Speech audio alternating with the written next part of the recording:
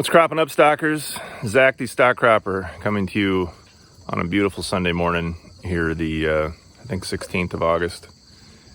We are still dry, but after what happened last Monday in central Iowa, I'm not going to whine about our dryness anymore, and want to start the video off today by saying, if you have the ability to donate or go and give time or funds or whatever you have the ability to do to help those folks out in central Iowa and northern Illinois that got smoked by the derecho, it's an awful situation, and I feel for everyone impacted down there, and wanted to lead things off along with my roosters to encourage folks to donate time, food, whatever you can to help your fellow man in need down in that area. Thanks.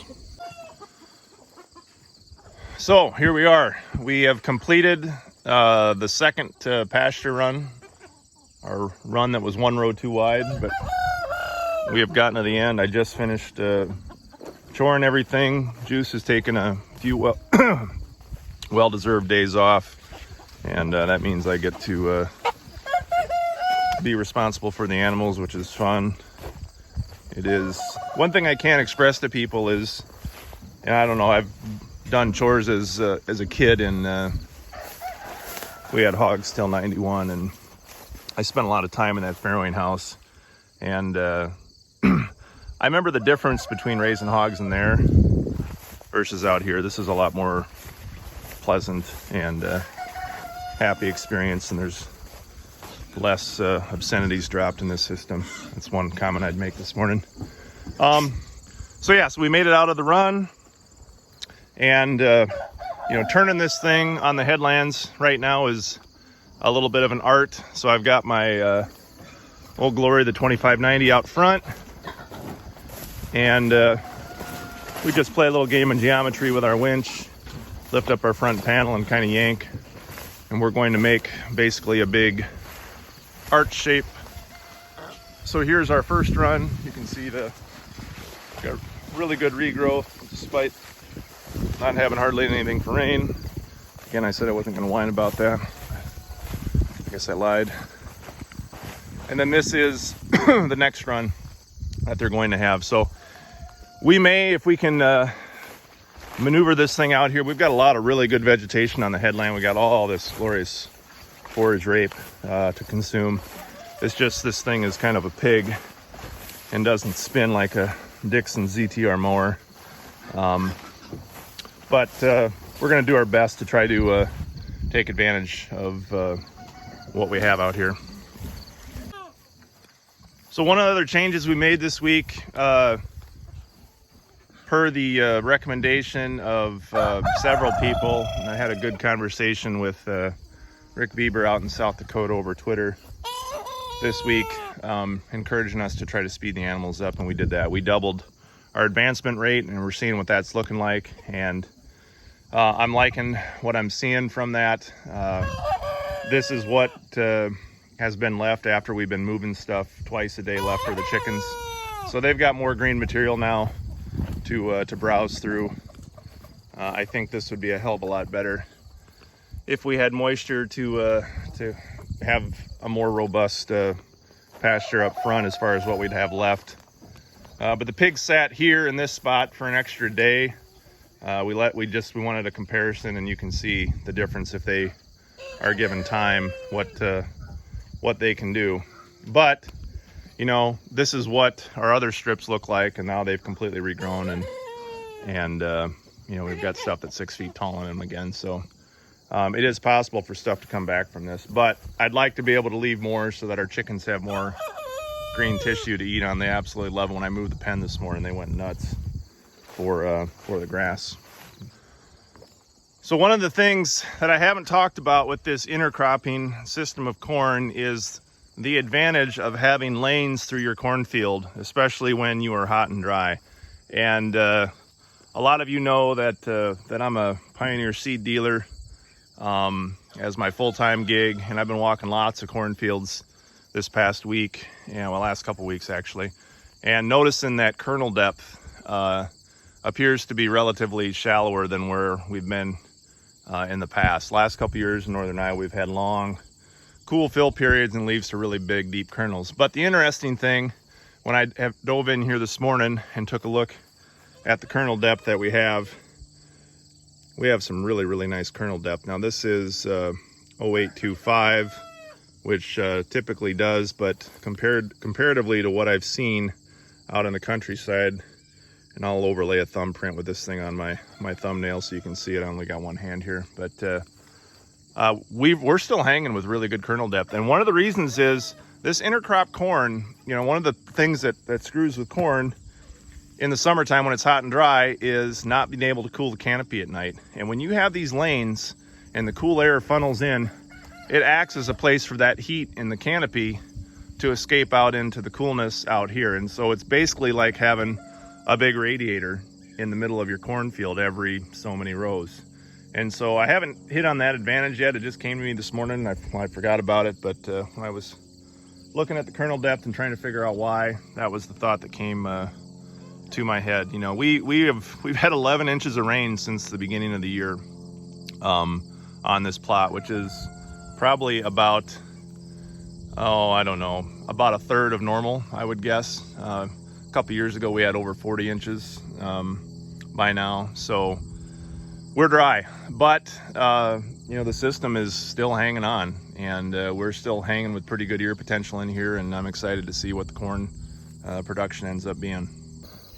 Last thing I wanted to touch on today are all of the screw-ups that we've made in this process. So as my good friend now out in Indiana, Jason Mock, has tweeted a lot about in the last couple weeks, you know, it's important in this process to be vulnerable, and you know, it's not easy putting this stuff out there because we're taking a lot of wild ass guesses on how to try to get this system to work. And there's definitely been things in our system that we have not got right, and want to spend some time here finishing things up today, talking about what we've learned and what we're planning on changing for next year.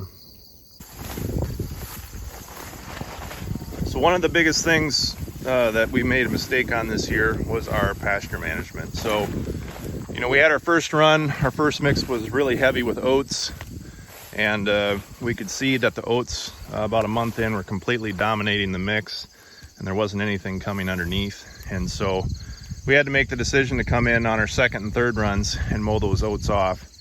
And that left us with, especially with no rain, some really, really short, unimpressive pastures, because the oats dominated the mix too much.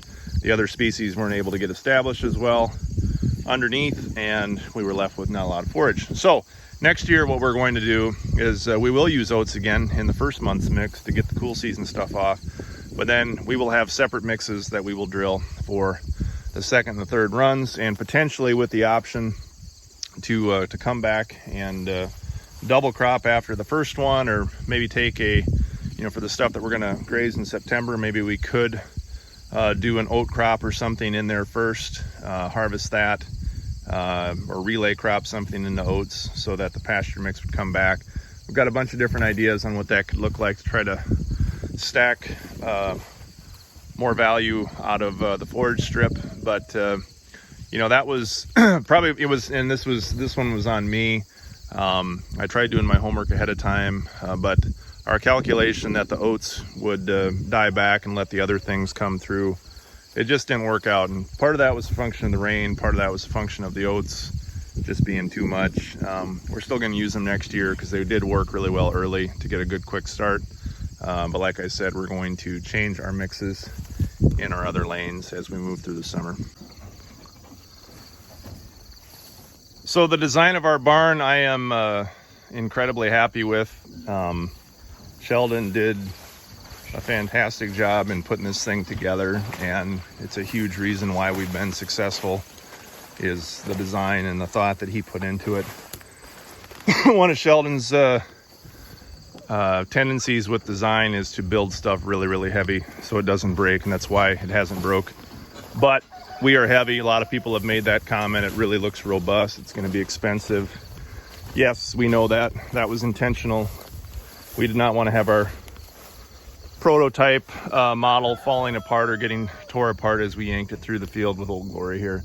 So we built it heavy. But we've seen what it does. You know, when like I said, it's one thing to design this stuff in February. It's a whole other thing to know how it's going to act rolling across the field. And we've learned a lot about the forces that are in play. And so the plan is to go through and retool and make this thing quite a bit lighter, but it still needs to be strong enough. You know, we're going to maintain having our false floors in here. That's been an important thing, so that the animals are elevated in the chance that it ever rains again another year. We don't want to have the opposite problem that we're having this year with lots of mud and tearing stuff up. We do like having that false floor. So the other thing with the barn design, other than lightening up, is making this thing autonomous. And there's going to be more to come on that. We're in the process in the next couple weeks of trying to make that happen, and that's all I'm going to say about that for now. But a couple of the things that we're going to have to add to the barn in order to make it so that it advances on its own. So one of the cool features that we built into this thing was this swinging gate in front. So we swing the gate up when we move. That way when the winch pulls tight, it doesn't bind into the wheel here, and we're able to advance it. So one of the ideas is we've got to figure out and design a front gating system that can move through tall vegetation but not mash it down. And Sheldon's got a really cool idea. I'm not going to spill the beans on yet on how we're going to do that, but we're going to be able to move this thing next year without lifting this gate up and still having vegetation come through and stand like that. That's one of the things for sure. Some of the other stuff that we're going to do, we get this problem, especially in this dry spell, with our residue binding at the end after the pigs have ripped it up. It was a lot bigger problem when there were a lot more oats in our mix, especially when they dried out. Some of that will get fixed hopefully by having rain next year and less oats. But we're going to put wheels, I think, on the back here so that these are able to be elevated just a little bit so that we don't bind residue. Next year, the chicken tractors are going to be attached to the mobile pen. So there'll be a hitch system, and this will likely be just all one structure. So the drive system on this up here will be hooked here so that we don't have to physically move everything. And that will always keep it, essentially 3 days of time behind the manure and all the flies, if you can see them, that are laying eggs in the feces there. So but we like our chicken tractor design overall. Chickens seem to be doing really well and are happy in there. I don't know if we're going to change a lot with the tractors other than trying to lighten them up. And we're going to put some wheels, I think, on here as well, again, so we don't have the bunching issue in the back.